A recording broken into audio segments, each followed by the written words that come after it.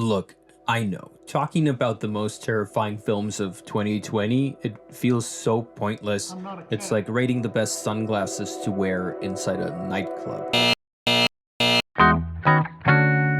Yet, I think it's precisely those kinds of movies that can serve as a form of cathartic escape, providing stark metaphors that allow us to empathize with others while putting our own experience into perspective. In other cases, they're just the right kind of spooky, gory, bloody fun. I am aware that this genre can be very subjective. I don't exclusively go by blood spillage, chopped off limb count, or a strict jump scares per minute basis. Even though those elements can be generally entertaining if used correctly, what counts in the end is whether the primary emotions that drive the story and its presentation are those of fear, dread, or any variations thereof, regardless of pace, subtext, or shock value. So here we go. First off, some movies that I definitely won't be watching again anytime soon, but didn't mind all that much. Spain's The Platform. It's an interesting take on the age-old haves versus have-nots societal allegory. It has some creative elements in its presentation, but ultimately falls under the weight of its own pretentiousness and obvious symbolism.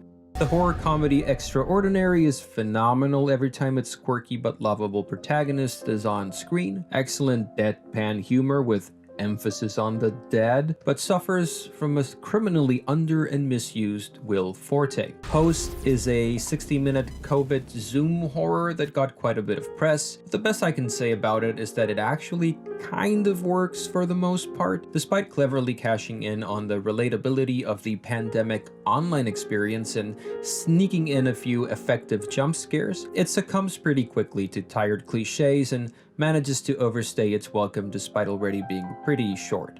Russian sci-fi horror Sputnik references staples of the genre such as Alien and The Thing, as well as more recent sci-fi entries like Arrival in terms of plot and presentation, while attempting to do its own thing. It's a very watchable movie, but a lot of the beats it borrows from more competent films feel thematically out of place, and it ends up feeling like a tame rehash. The Mortuary Collection is an anthology that starts off weak and gets better as it goes along. Essentially, it's what if Goosebumps R.L. Stine wrote for anyone older than 12. It's at times a bit corny, but also very self-aware and boasts a devilishly delightful Clancy Brown as a very on-the-nose mortician Montgomery Dark. Cool, now on to movies that I enjoyed on some level, but I don't know if I'll be watching them ever again.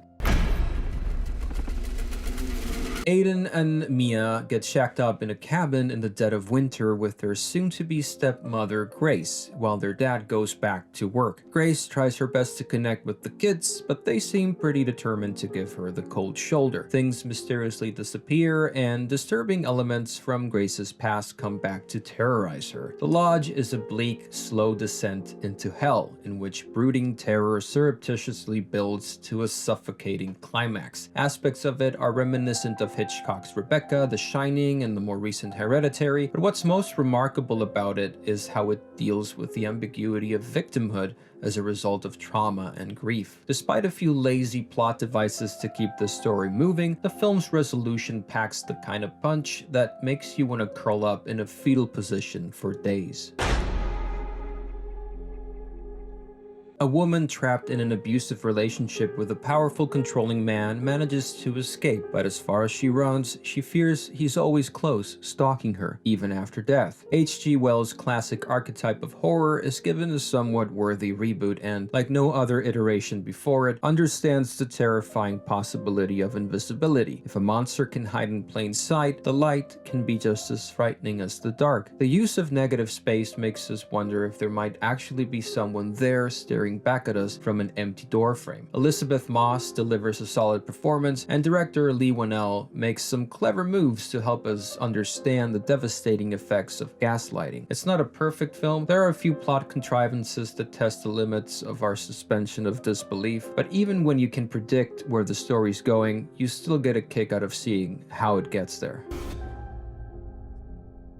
In an alternate reality, a secret agency has the technology to control the minds of unsuspecting human subjects and make them carry out nefarious acts. Tasia is the agency's most talented possessor, and when she starts slipping, utter brain fuckery ensues. Possessor has a very strong premise and visual style with some interesting takes on the dangers of emotional disassociation, to the point where its extreme violence almost feels essential to its message. It's basically being John Malkovich in a Cronenberg world. However, despite its strong performances, it doesn't flesh out its characters enough to make us care more about their downfall. Also, I would have liked to have seen more of the semi-futuristic world director Brandon Cronenberg was hinting at. Watch it if you're not squirmish and just a little dead inside. Alright, now on to movies that I quite liked and will likely watch again someday if anyone is like, hey, have you seen this? I kinda wanted to check it out.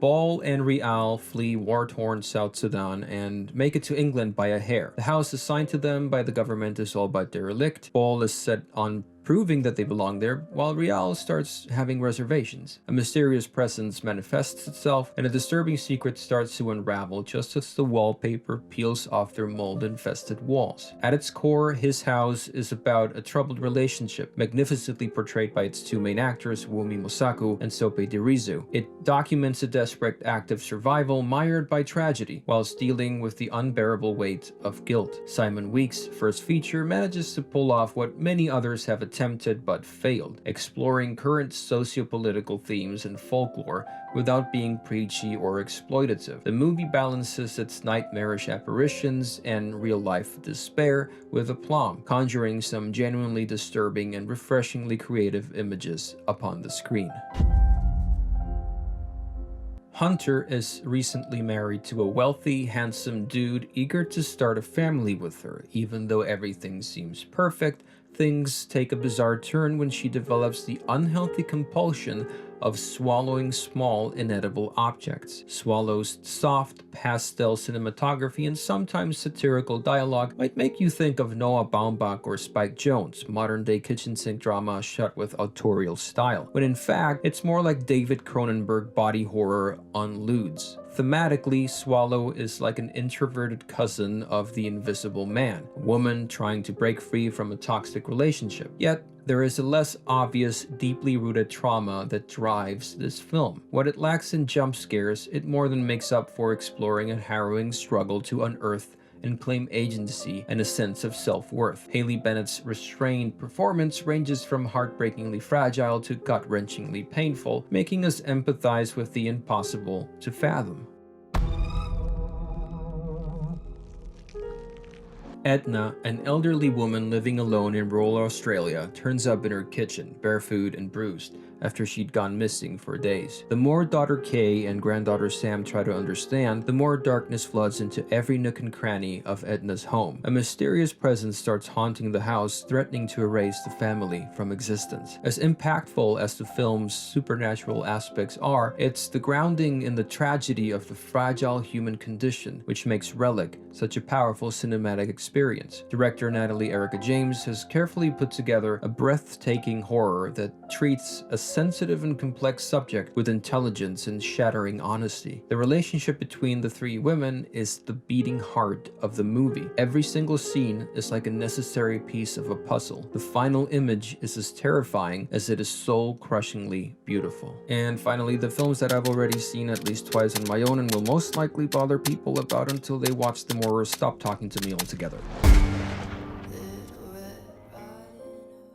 Officer John Marshall of Snow Hollow is a bit stressed out. He's an alcoholic cop with anger issues, bitterly divorced, with a disappointed teenage daughter and an ailing father. Oh yeah, and then a werewolf starts murdering people every full moon? Actor, writer, director Jim Cummings borrows from modern greats like the Coen brothers David Fincher and Edgar Wright, while still managing to make something quite unique. The flawed but well-intended actions of its characters is what drives the story to very interesting places. That's not to say that the horror takes a backseat. It's plenty gruesome and disturbing when it needs to be. Nevertheless, there are scenes where the dramatic tension between the main characters is more painful to watch than the actual bloody carnage. It's also darkly hilarious, mostly due to Cummings himself, but also Robert Forrester, who delivers a touching final performance as Sheriff Hadley. It is a smart, entertaining story about how the darkness within us, when left unchecked, can turn into a self-destructive force, causing a lot of collateral damage to those we love.